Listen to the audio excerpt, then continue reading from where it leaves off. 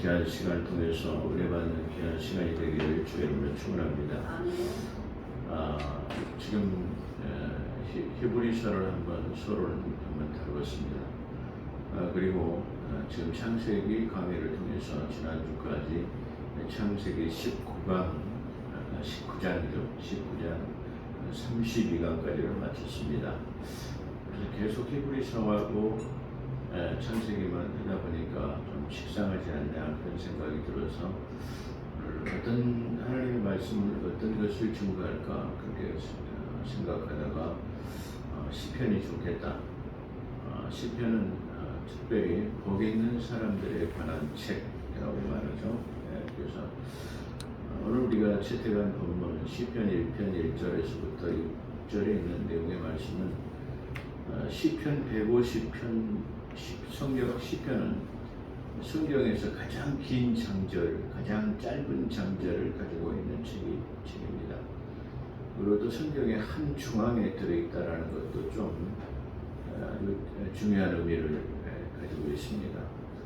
그래서 이 시편은 1편은 시편 150편 전체를 압축한 것과 같습니다. 그러니까 이 성경을 전체적으로 압축한다면 요한복음 3장 16절 하나님께서 독생자를 주셨으니 이는 저를 믿는 자마다 멸망치 않고 영생을 얻게 하려 하심이라.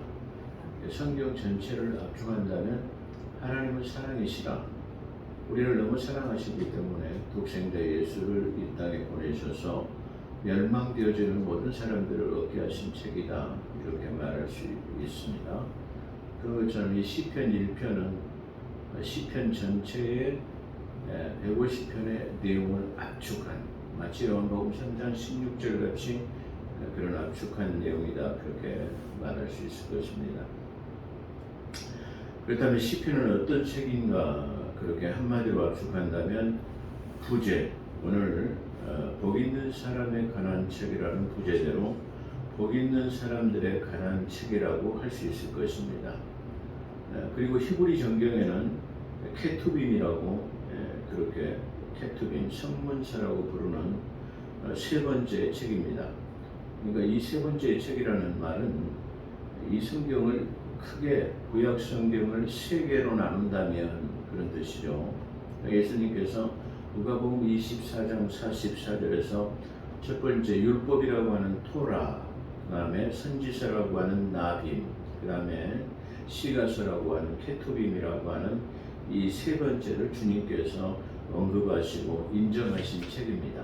그러니까 구약 성경 전체를 갖다가 주님께서 토라와 그 다음에 라빔, 케투빔 이렇게 구분하셨는데 오늘 이 시가서라고 하는 이 시편은 케투빔에 해당되는 그런 책이다 그렇게 말씀드릴 수 있을 것입니다. 시가서라는 것은 원래 5권의 책으로 불리우는데요. 이 책은 욥기서를 말하고요. 욥기서는 고난당하는 사람들에 관한 책. 고난을 받고 있느냐, 고난을 탈출할 수 있는 방법이 뭐냐라고 말한다면 욥기서를 말할 수 있을 것입니다. 그래서 욥기서는 42달이라고 하는 환난 시대의 3년 6개월 동안에 일어날 일들 같은 것을 압축해 놓은 책이다. 그래서 42장으로 되어 있어요. 그래서 욥기서는 고난당한 사람들에 관한 책이라고 말할 수 있을 것입니다. 그다음에 시편은 복 있는 사람들에 관한 책. 그래서 시편은 뭐냐? 그러면 복 있는 사람들이 보는 책이다. 복 받기를 원하는 사람들에 관한 책이다. 그렇게 말할 수 있을 것입니다. 그럼 잠언은 뭐냐? 잠언은 지혜로운 사람들에게 관한 책. 지혜롭기를 원하느냐, 그리고 현명하기를 원하느냐. 그렇다고 한다면 이 잠언을 봐라. 그래서 잠언을 다른 말로 한다면 지혜로운 사람들에 관한 책, 현명한 사람들에 관한 책 그렇게 말할 수 있을 것입니다. 그 다음에 솔로몬의 노래 Song of Song이라고 하는 아가서로 되어 있죠. 이 아가서는 바로 영적인 사람, 하늘에 속한 사람들에 관한 책 그래요. 솔로몬의 아가서는 하늘에 속한 사람들의 책. 하늘의 사람들에게 하늘의 사람으로 속하고 싶으냐, 하늘에 속한 사람이 되고자 원하느냐. 그렇다고 한다면 이 솔로몬의 아가서를 뭐라고 그렇게 말할 수 있죠. 그 다음에 시가서의 마지막 책인 전도서를 볼 수 있는데, 이 전도서는 세속적인 사람들에 관한 책. 아직도 세상 속에 머물고 있느냐, 그렇죠. 그렇다고 한다면 이 책을 봐라. 그래서 헛된 것을 추구하지 말고 영원하신 하나님의 말씀에 관한 영생을 얻으라고 하는 책이 바로 전도서입니다. 그렇기 때문에 전도서는 바로 세속적인 사람들에 관한 책이라고 그렇게 말할 수 있을 것입니다. 또 시편은 5권의 책으로 나누겠습니다. 여러분들이 자세히 보게 되면 시편은 전체적으로 150편이라고 하는 한 권으로 압축되어 있지만, 이 150편으로 압축되어 있는 이 시편은 자세히 보게 되면 또 그 안에서 한 권, 두 권, 세 권, 네 권, 다섯 권의 책으로 나누어 있습니다. 그래서 첫 번째 시편 중에서 1권은 41편부터 41편까지, 그리고 2권은 42편에서부터 72편까지, 그 다음에 제3권은 73편에서부터 89편까지, 그리고 제4권은 90편에서부터 106편까지, 그리고 제5권은 107편에서부터 150편까지 이렇게 5권의 책으로 나누어졌어요. 그래서 만약에 이 책을 5권의 책을 다시 말하면 하나님의 영감으로 주어진 책으로 똑같이 취급한다고 한다면 정경으로 인정하는 거죠. 정경으로 인정한다면 이 성경은 66권이 아니라 70권이 될 수 있다는 것을 우리에게 말해주기도 합니다. 그래서 어떤 사람들은 이 정경을 66권으로 한다고 한다면 어떤 사람들은 아니다, 70권이다라고 그렇게 말하는 사람들도 있습니다만, 어찌됐든 간에 이 시편의 5권의 책을 한 권으로 묶어서 정경 66권을 우리가 가지고 있다는 것입니다. 유명한 신학자 벌링거는 이 시편의 5권의 책을 성경 맨 처음에 나오는 모세 오경인 토라라고 말하죠. 토라의 견줄만한 위대한 책이라고 했고, 수많은 신학자들이 이 시편을 주석했어요. 많은 신학자들이 다루지 않는 책들도 있죠. 그러니까 유명한 우리 칼빈 같은 사람은 바로 모든 성경을 다 주석서를 썼어요. 근데 그가 요한계시록만 쓰지 않았어요. 그러니까 어떤 사람은 어떤 책에 관한 것을 주석서를 쓰고 많은 칼럼을 쓰기도 했습니다. 그렇죠. 많은 신학적인 저술을 하기도 했습니다. 그런데 이 시편은 거의 모든 신학자들이 거의 다 저술을 했을 뿐만 아니라, 벌링거는 이 책은 정말 모세가 이 토라라고 하는 율법에 견줄만한, 그 유대한 율법에 견줄만한 그런 아름다운 책이다. 아주 마치 보고와 같은 책이다. 그렇게 말할 수 있을 것입니다. 그래서 이 수많은 신학자들이 주석을 했고, 또 신학자이자 설교자인 스펄전 목사님은 다윗의 보고이다. 말하는 시편, 시가서라고 하는 이 5권 책 중에서의 특별히 이 시편은 바로 보물창고와 같은 것이다, 보고다, 그렇게 했습니다. 또한 매튜 헨리라는 사람은 세상의 인간들, 즉 세상의 정치가가 됐든 철학자가 됐든 인문사회학자가 됐든 변론가 됐든 모든 대화를 단절시켜버리고 이 시편을 추구할 수 있다. 이 시편만을 우리가 모든 것보다도 최위에 상위에다 놓을 수 있는 책이다. 그렇게 말하고 있습니다. 그 이유는 우리를 하나님의 지성소로 이끌 수 있는, 하나님, 그리고 지성소로 이끌 뿐만 아니라 하나님과 교제하도록 우리를 이끌어주고 있기 때문이다라고 그렇게 말했어요. 그러니까 매튜 헨리는 세상에 어떤 학문이 있다 하더라도 그것은 어떤 값어치 없는 것이다. 사도 바울이 말한 것처럼 내가 예수 그리스도를 아는 고상한 지식을 알고 난 다음에는 세상에 주었던 모든 학문을 하나의 배설물로 여겨버렸다라고 말했죠. 그런 것처럼 매튜 헨리라는 주석가도 마찬가지로 세상의 철학자, 정치가, 모든 변론가들, 모든 예를 들어서 학자들이라 그것을 갖다 논증을 다 지어버리고 배설물로 버려버리고 이것을 최상위에다 놓을 수 있는 그런 책이다.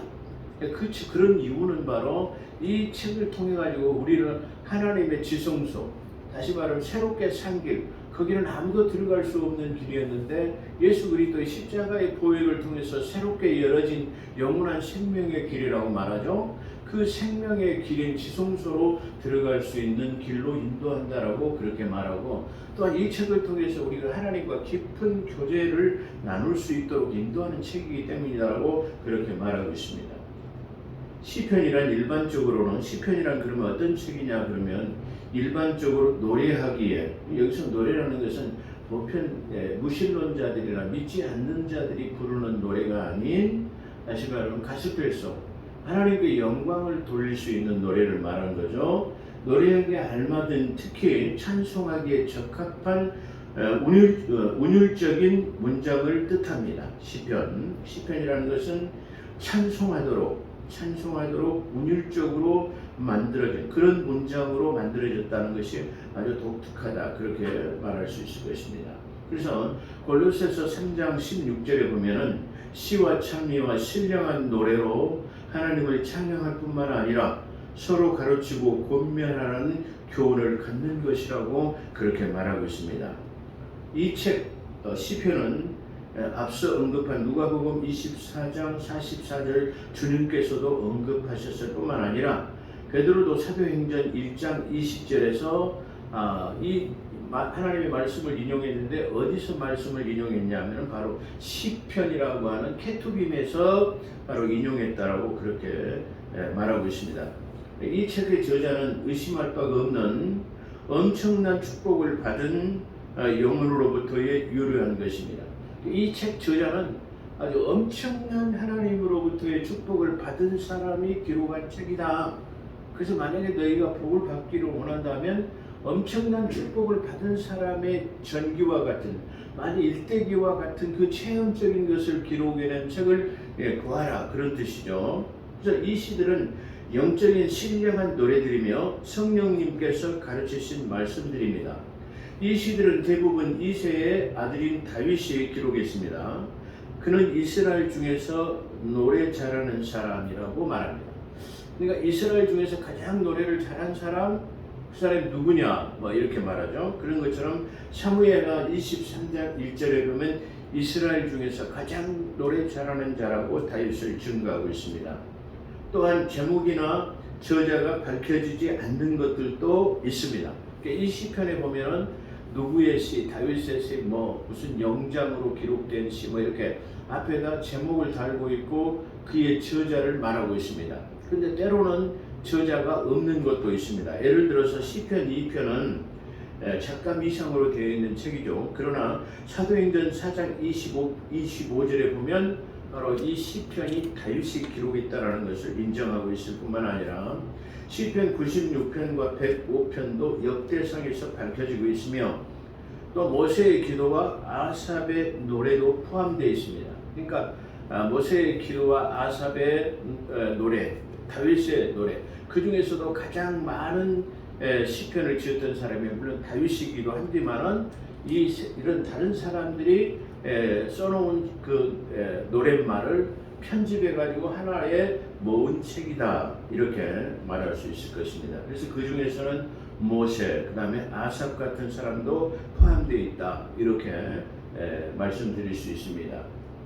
그렇다고 한다면 이 시편을 기록한 목적이 뭐냐 그러면 목적은 다음과 같습니다.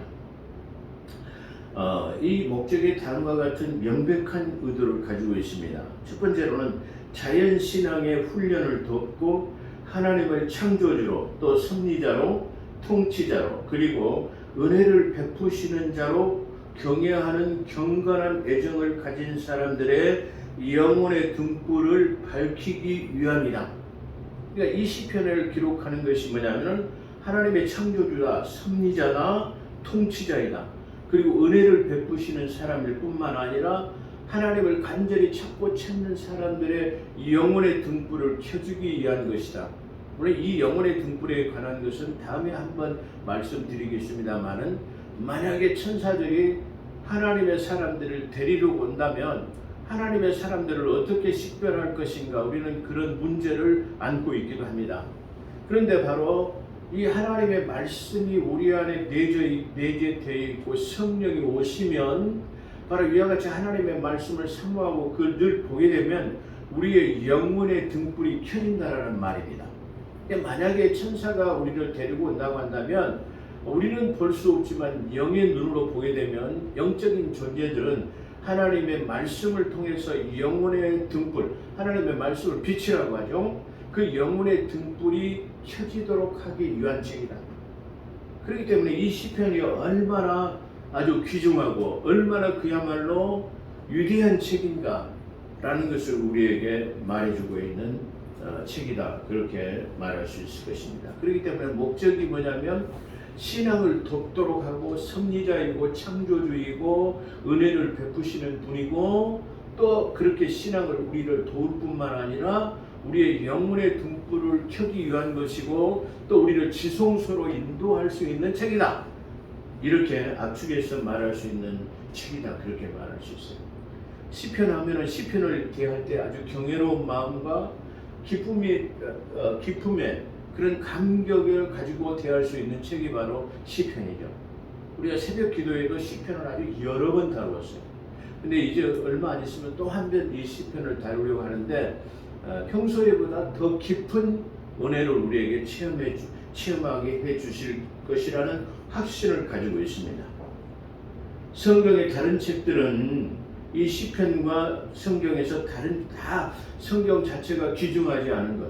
모든 성경은 하나님의 영감으로 기록되어 있지만 모든 성경보다 이것이 더 귀중한 것, 더 중요한 것은 다른 책들은 하나님을 인간보다 무한히 높으신 그런 차원에 계시며 주권자이심을 나타내지만 이 책은 그럼에도 불구하고 이 땅에서 죄 많은 버러지 같은 우리와 대화를 하실 수 있는 분으로 나타내고 있다라는 분입니다. 그러니까 다른 책에는 절대자, 권위자 그런 분으로만 나타내 있는데 이 책은 그렇게 절대자이고 권위자로 나타내시는 반면에 우리 인간의 추악한 죄성을 가지고 버러지만도 못한 그 야곱을 표현할 때 이사야서는 이 지렁이만도 못한 야곱아 그랬죠. 그런 것처럼 우리는 죄성 때문에 버러지만도 못한 우리와 대화를 할 수 있도록 하시는 분이 하나님이라는 걸 깨달아요. 하나님은 전지전능하시고 무소부재하시고 권위자이시고 위엄이 있는 분이시고 죄성이라고는 조금도 없으신 그 절대자이신 분이 감히 우리가 낮고 낮은 버러지의 형상을 가진 버러지만도 못한 우리와 대화를 할 수 있도록 하시는 분이다라는 것이 아주 독특하다 그런 말이에요. 그리고 우리 자신이 하나님을 단절하지 않는다면 절대로 하나님께서 먼저 우리를 단절하지 않으셔요. 먼저 우리를 이렇게 등을 돌리지 않으신 분이다라는 것이 이 책에서 나타나고 있는 것이에요. 그리고 우리 자신을 단절하지 않지만 우리가 단절하지 않는다면 인간의 삶의 다양한 모든 조건하에서 그분의 교제할 수 있는 길이 있음을 제시한다.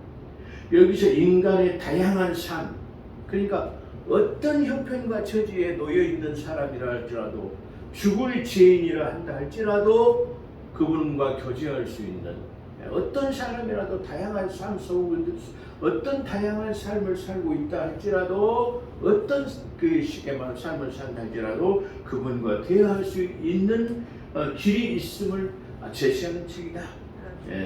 그것이 아주 독특한 책이다. 그렇게 말씀드릴 수 있을 것입니다. 또 시편은 모든 성도가 읽고 해석하기에 유용합니다.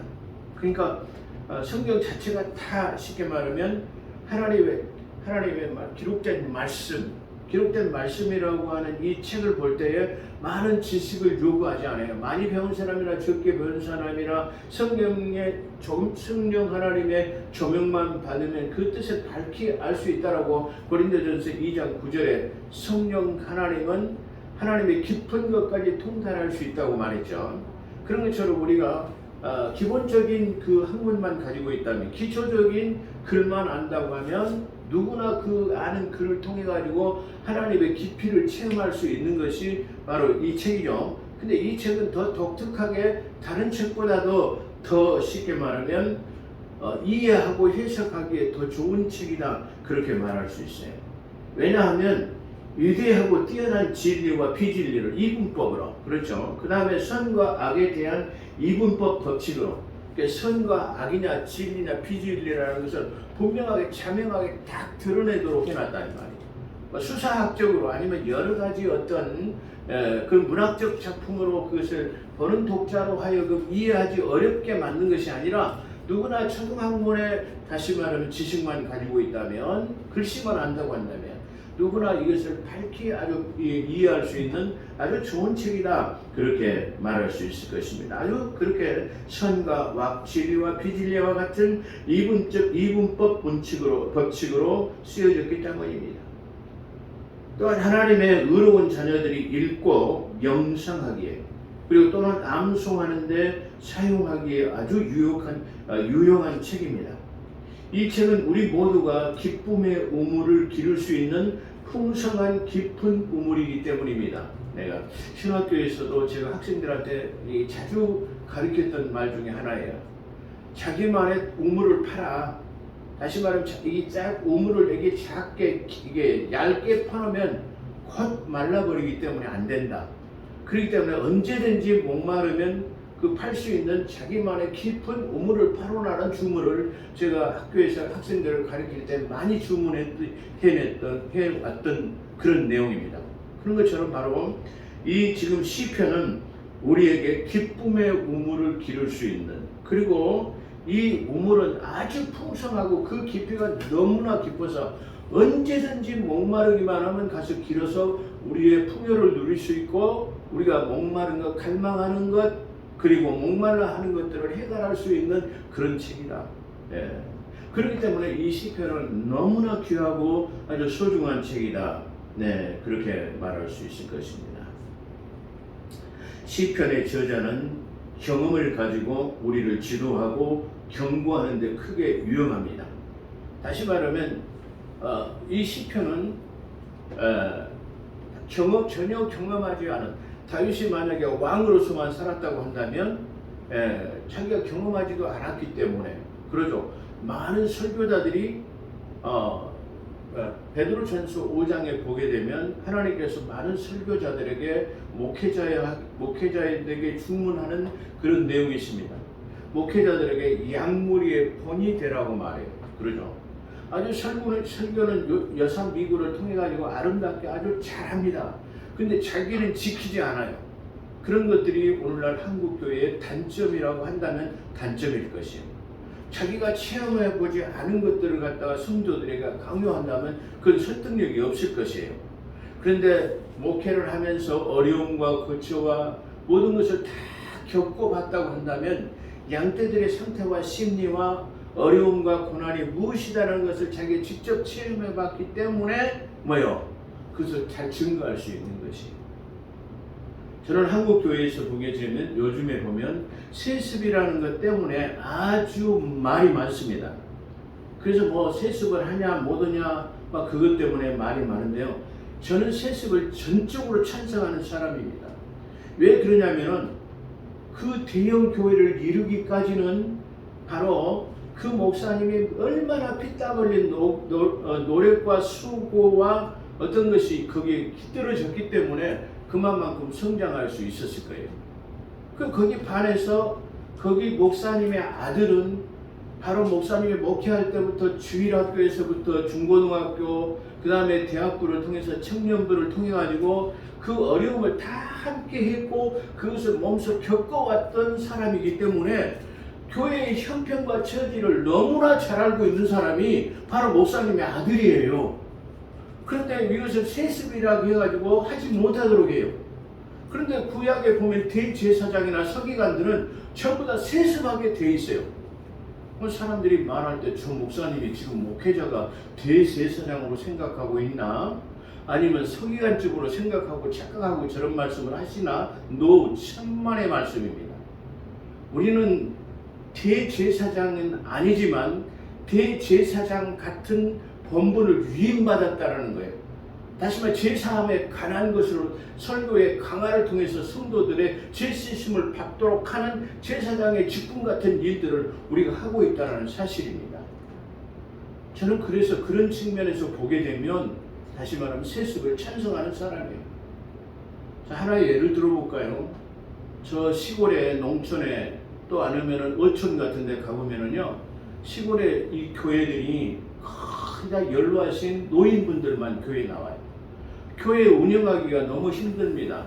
목회자의 사례금도 나오지 않아요. 누군가 지원해 주지 않으면 교회를 유지하기가 힘든 상태가 있는 교회들이 농어촌 교회 수두룩합니다.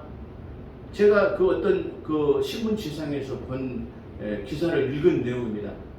어느 시골 교회 목사님이 이제 은퇴를 하셔야 되는데 다음에 후임으로 올 목사님들이 없어요.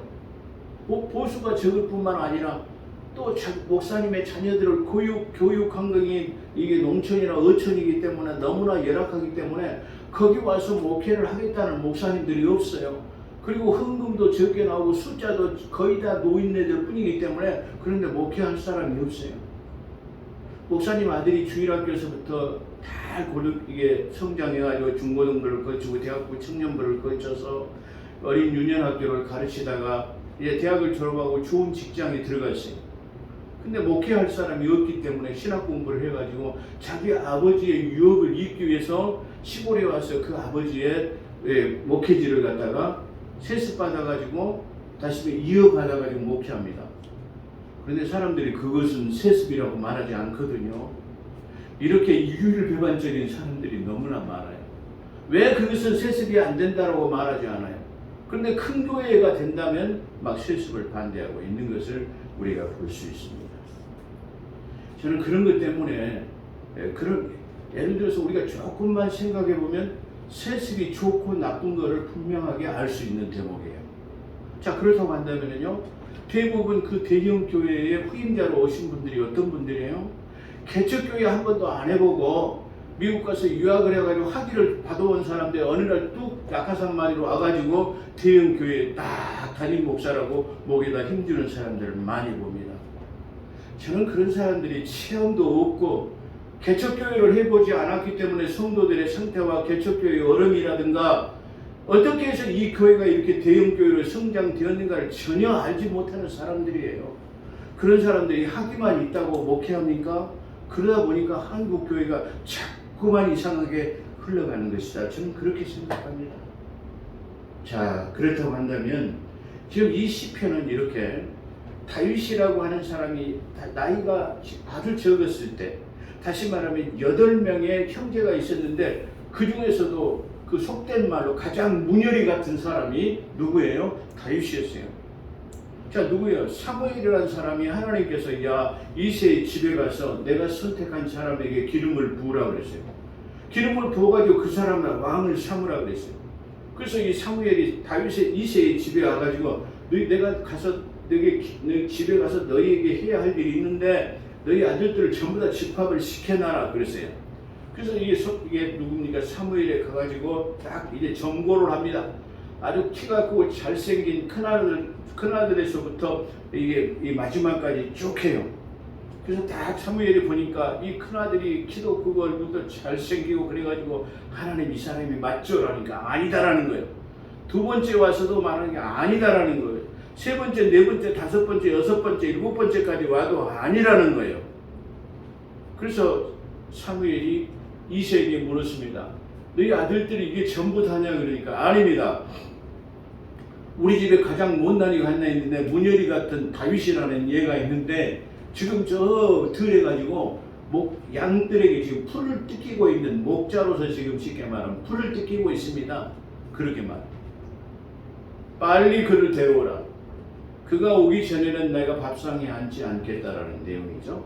그래서 그 다윗은 저 지금 목동으로서 목자로서 그 양들과 같이 양치기를 하고 있는 이 다윗을 불러왔어요. 하나님 이 사람입니까라고. 그래 맞다. 그에게 기름을 부으라. 할렐루야.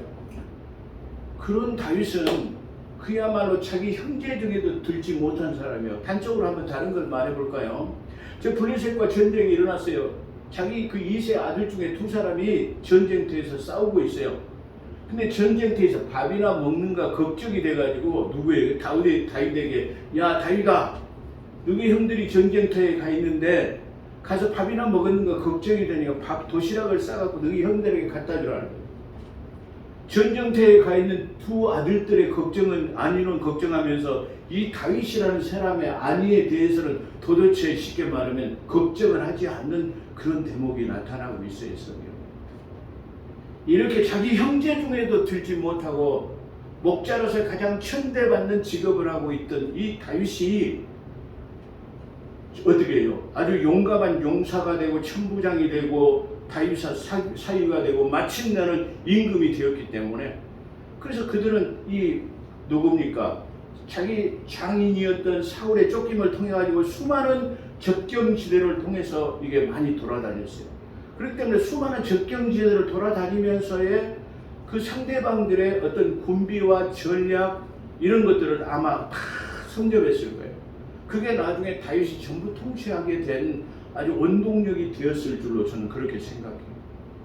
그렇게 이와 같이 많은 경험을 통해 가지고 자기가 모든 것을 겪어봤기 때문에 성도 한 사람 한 사람 이런 것들을 경험해 봤기 때문에 하나님께서 내 백성이라고 하는 양떼를 맡겨도 충분히 잘 치리할 수 있을 것이라고 하는 하나님의 판단 때문에 다윗을 선택한 줄로 믿습니다. 그런 체험을 가지고 있는 사람이 바로 다윗이에요. 그래서 시편의 저자는 경험을 가지고 우리를 지도하고 경고하는데 크게 유용합니다. 경험이 없고 그냥 말로만 듣고 그런 것이 아니라 실제적으로 체험해봤기 때문입니다. 하나님과 다윗의 영혼에 있었던 사실을 그가 말씀하신 것 같이, 즉 이 시편은 하나님과 다윗의 영혼에 있어서 다시 말 있었던 사실을 그가 말씀하신 것처럼 다윗이 기록했는데 하나님의 말씀하신 것처럼 하나님과 다윗과에 있었던 하나님이 직접 다윗에게 말씀하신 것처럼 다윗이 오늘 우리에게 이야기하고 있다는 말입니다. 그래서 그가 말씀하신 것 같이 우리에게 말함으로써 그분은 우리에게 우리가 하나님으로부터 무엇을 기대해야 하며, 여러분은 하나님을 기대하시기를 바랍니다. 하나님께 뭔가를 바라는 삶이 되어야 돼요. 하나님은 전능하신 분이고 우리에게 은혜를 베풀어 주실 수 있는 분이기 때문에 우리는 하나님을 기대해야 합니다. 그것을 말하고 있어요.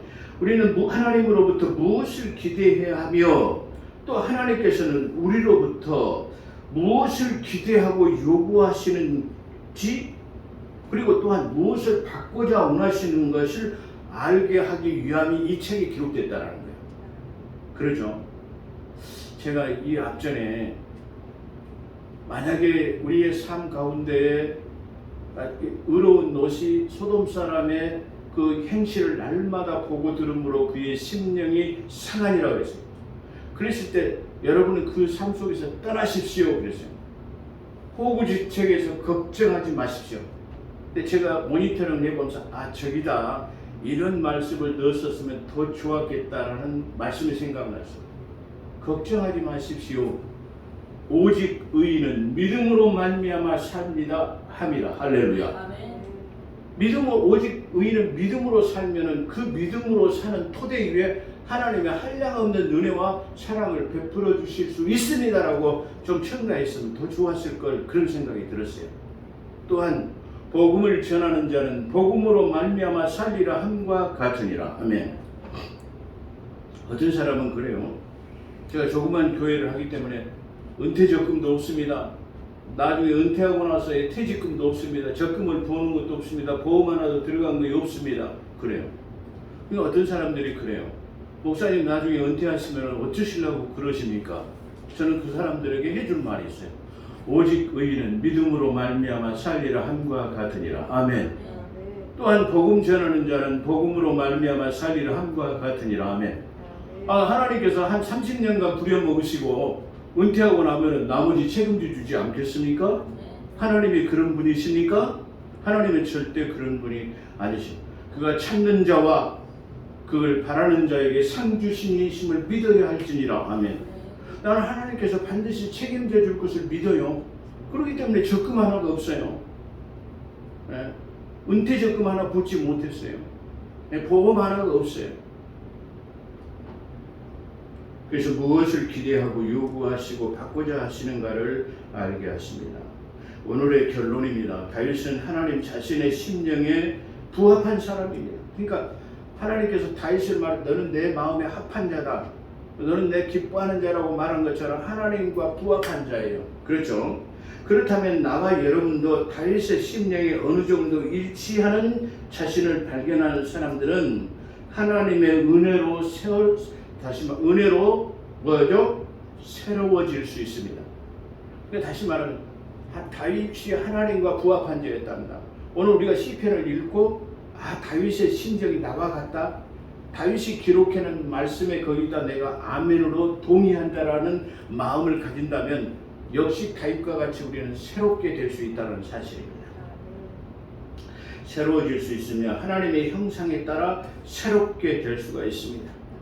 다시 말해 시편을 진심으로 다윗의 기도와 찬양을 아멘으로 화답할 수 있다면 그의 믿음에 확실한 증거를 갖게 되며 거기에서 풍성한 위로를 가질 수 있는 책이라는 사실을 우리가 알게 하는 것입니다. 그렇기 때문에 앞으로 우리가 이 시편을 공부할 때 정말로 깊은 생명의 샘수를 길어 우리가 정말 내 영혼이 만족함을, 정말 내 영혼의 만족함을 하나님 앞에 찬양할 수 있는 그런 복된 삶이 되시기를 주의 이름으로 축원합니다. 기도하겠습니다. 오 거룩하시고 자비로우신 하나님, 창조자이시며 섭리자이시며 모든 것을 능치 못함이 없으신 정륜자이신 하나님께서 우리와 교제하시기를 원하십니다.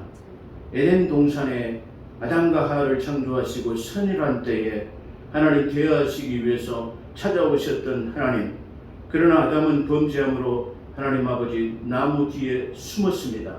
그런 것처럼 우리가 범죄에서 나무 뒤에 숨을 수 있는 것이 아니라 그럼에도 불구하고 우리의 삶 속에서 하나님과 대화할 수 있다는 사실을 우리에게 알게 하신 하나님 아버지, 오늘 이 시편을 통해서 우리는 추악하고 하나님 죄악투성이인 하나님 이런 상태에서도 하나님을 바라보며 기대하며 교제할 수 있다는 사실을 알게 하신 것 감사합니다. 하나님이 우리 인간을 지으신 창조의 목적이 하나님과 대화를 하시기 위해서 창조되어지고 하나님 아버지 만들어졌다는 사실에 우리가 그것을 기억하며 늘 전능자이신 하나님과 교제하며 동행하는 임마누엘의 삶이 되게 도와주시옵소서. 오늘도 함께 하신 것 감사하며 우리 구주 예수 그리스도 이름으로 감사기도 드리옵나이다.